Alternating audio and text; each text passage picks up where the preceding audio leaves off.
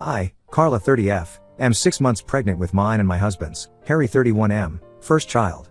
During this pregnancy, I've been very exhausted every day and would usually come home from work and go to bed an hour later, then wake up at midnight and reheat what Harry had made us for dinner. For context, I've been part of a huge work project that's been going on for months, and I've been extremely overworked. On top of this, my husband doesn't have a job at this moment and isn't looking for one unless I remind him. I've been working overtime to get as much money as I can before maternity leave. Our anniversary was on the 6th of August, and I'd asked him if we could have a romantic dinner at home and then snuggle up to watch TV under a warm blanket.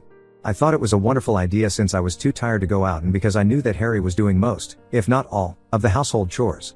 However, he seemed a little annoyed when he agreed, but I thought nothing of it. The next morning, Harry seemed quite cold towards me and barely looked me in the eyes.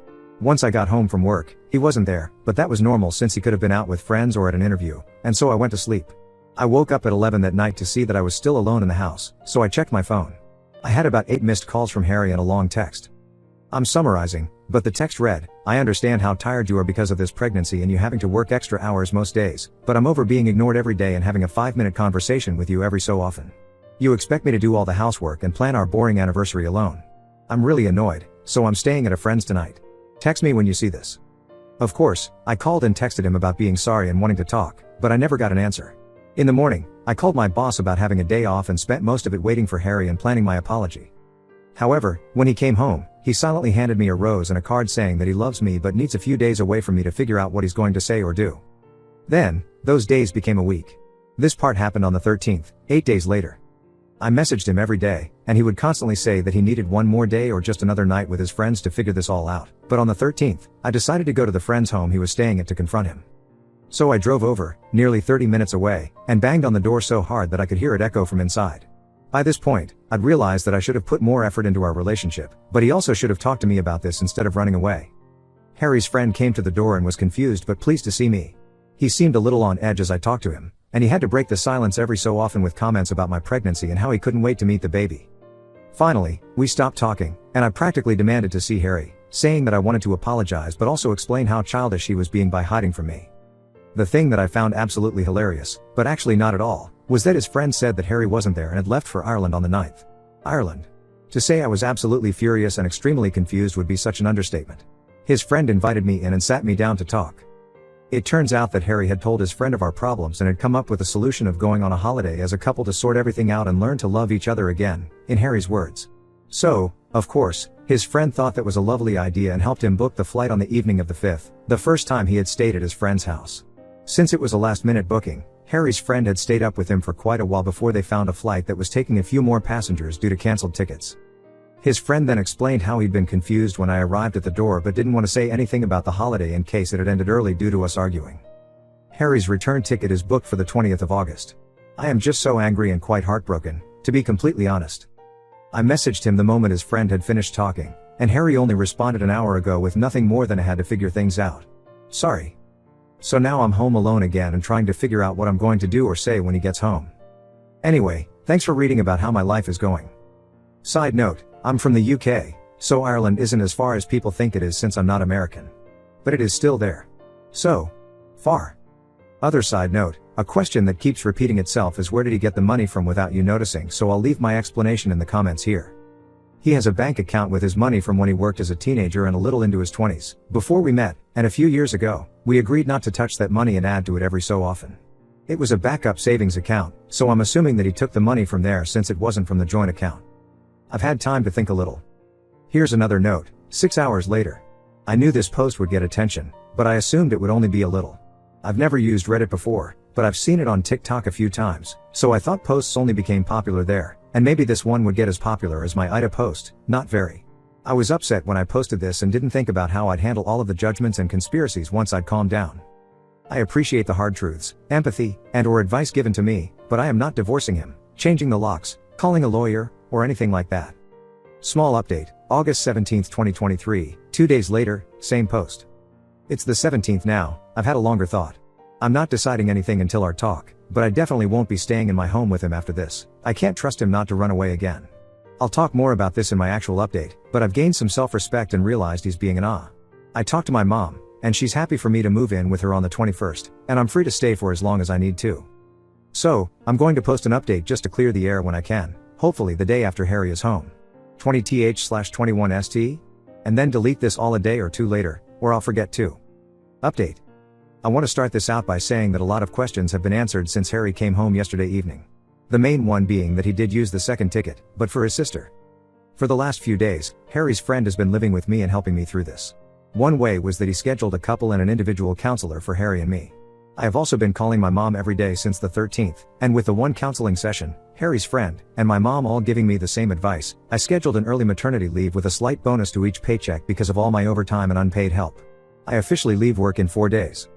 Back to yesterday, Harry's friend went to pick Harry up and sent me photos of who he was with as reassurance that it was his sister, Tiff, not her real name. When they arrived, I'd prepared dinner and cleaned the downstairs of our home so that we could have a civilized conversation without hunger or distractions to stop us. Harry looked extremely tired, and he seemed to be on the verge of crying the moment I opened the door to them all.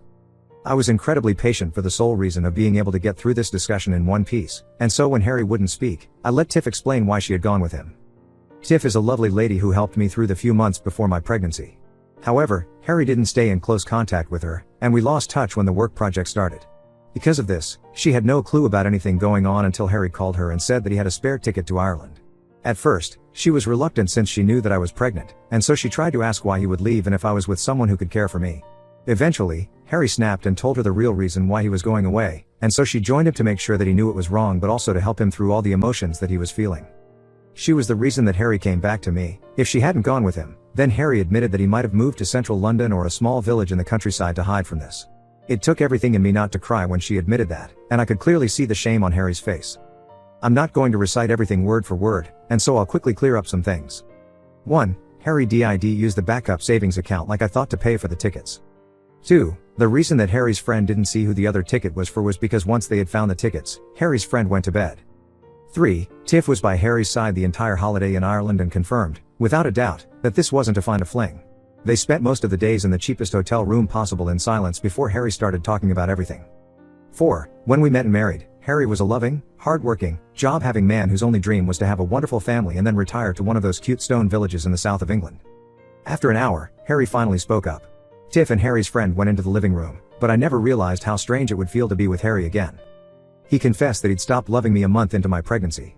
It wasn't to do with the fact that I was sick all the time, dirty as a mole, or wouldn't stop talking about the baby. He just didn't have a reason. Since he couldn't think of why he stopped loving me, he assumed that the love would come back in no time and that maybe it was some delusion caused by the stress of a baby on the way. Over time, that love didn't come back, and he started feeling incredibly guilty and alone in it all, which is when he got fired from his job.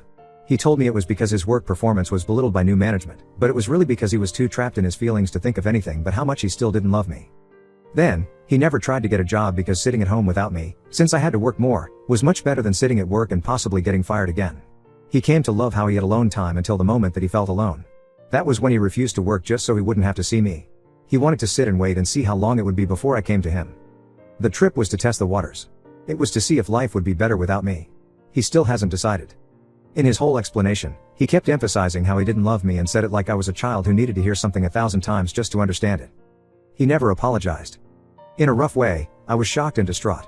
If you have a word to describe that awful emotion, then I felt it.